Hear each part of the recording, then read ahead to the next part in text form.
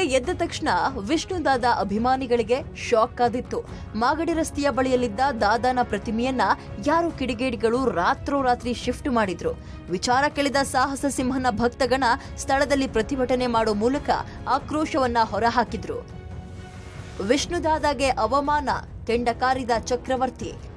ಬೆಂಗಳೂರಿನ ಮಾಗಡಿ ಟೋಲ್ಗೇಟ್ ಸಮೀಪದಲ್ಲಿ ವರ್ಷಗಳ ಹಿಂದೆ ವಿಷ್ಣು ಮೂರ್ತಿಯನ್ನ ಅಭಿಮಾನಿ ಬಳಗ ಸ್ಥಾಪಿಸಿತ್ತು. ಅದನ್ನ ಶುಕ್ರವಾರ ರಾತ್ರಿ ಯಾರೋ ಪುಡಾರಿಗಳು ಕಿತ್ ಹಾಕಿದ್ದಾರೆ. ಬೆಳಗ್ಗೆ ಈ ವಿಷಯ ಗೊತ್ತಾಗ್ತಾ ಇದ್ದಂತೆಯೇ ವಿಷ್ಣು ಅಭಿಮಾನಿ ಬಳಗ ಆ ಜಾಗದಲ್ಲಿ ಸೇರಿತ್ತು. ವಿಷ್ಣು ಪ್ರತಿಮೆಯನ್ನ ಇದೇ ಜಾಗದಲ್ಲಿ ಮತ್ತೆ ಸ್ಥಾಪಿಸಬೇಕು ಅಂತ ಪಟ್ಟು ಹಿಡಿದಿದ್ದಾರೆ.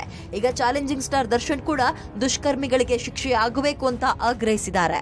ಕರ್ನಾಟಕದಲ್ಲಿ ಅತಿಯಾಗಿ ಪ್ರೀತಿಸುವ, ಆರಾಧಿಸುವ ವ್ಯಕ್ತಿಗಳಲ್ಲಿ ಮುಂಚೂಣಿಯಲ್ಲಿ ನಿಲ್ಲುವ ನಮ್ಮ ನೆಲೆಯ ಸಾಹಸ ಸಿಂಹ ಡಾಕ್ಟರ್ ವಿಷ್ಣು ಸರ್ ಪುತ್ಥಳಿಯನ್ನ ಯಾರೋ ಕಿಡಿಗೇಡಿಗಳು ಯಾರೂ ಇಲ್ಲದ ಹೊತ್ತಲ್ಲಿ ಧ್ವಂಸ ಮಾಡಿರುವುದು ನಾಚಿಕೆ ಸಂಗತಿ. ಇಂಥ ದುಷ್ಕರ್ಮಿಗಳಿಗೆ ತಕ್ಕ ಶಿಕ್ಷೆ ಆಗಲೇಬೇಕು ಅಂತ ದರ್ಶನ್ ಟ್ವೀಟ್ ಮಾಡಿದ್ದಾರೆ. ಟೋಲ್ಗೇಟ್ ಸರ್ಕಲ್ಗೆ ಶ್ರೀ ಬಾಲಗಂಗಾಧರ ಸ್ವಾಮೀಜಿ ವೃತ್ತ ಅಂತ ಹೆಸರಿಡಲಾಗಿದೆ. ಹಾಗಾಗಿ ವಿಷ್ಣುವರ್ಧನ್ ಪ್ರತಿಮೆ ಸ್ಥಳದಲ್ಲಿ ಬಾಲಗಂಗಾಧರನಾಥ ಸ್ವಾಮೀಜಿ ಸ್ಟ್ಯಾಚ್ಯೂ ಇಡೋಕೆ ನಿರ್ಧರಿಸಲಾಗಿದೆ. ಹೀಗಾಗಿ ರಾತ್ರಿ ವಿಷ್ಣು ಪ್ರತಿಮೆ ತೆರವುಗೊಳಿಸಲಾಗಿದೆ ಎಂಬ ಆರೋಪ ಕೂಡ ಕೇಳಿ ಬಂದಿದೆ. ಪ್ರತಿಮೆ ತೆಗೆಯುವ ಮೂಲಕ ಕನ್ನಡಿಗರಿಗೆ ಅವಮಾನಿಸಲಾಗಿದೆ ಅಂತ ಅಭಿಮಾನಿಗಳು ಆಕ್ರೋಶವನ್ನು ವ್ಯಕ್ತಪಡಿಸುತ್ತಿದ್ದಾರೆ. Digital desk, public TV.